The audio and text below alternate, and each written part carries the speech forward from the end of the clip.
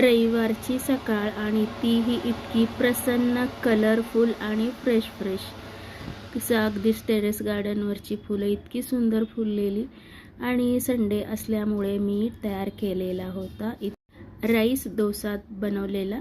झटपट बनतो हा राईस डोसा. म्हणजे तुमच्याकडं जर तांदळाचं पीठ असेल तर त्यात सगळ्या भाज्या आवडीच्या मिक्स करायच्या आणि मस्त डोसा तयार करायचा. घराची शोभा वाढवण्यासाठी कोपऱ्या कोपऱ्याला ठेवलेले हे छोटे छोटे मनी प्लांट आठवड्यातून 2दा तरी स्वच्छ धुवावे लागतात आणि तेच धुतले मी. आणि नंतर माझी स्वयंपाकाची तयारी.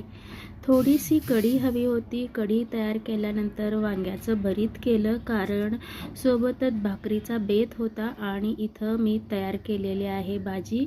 हरभरा अगोदरच भिजू घातल्यामुळे लगेच भाजी तयार झाली, कारण मला भाकरीसाठी आणि भाकरीसोबत ही भाजी छान वाटली.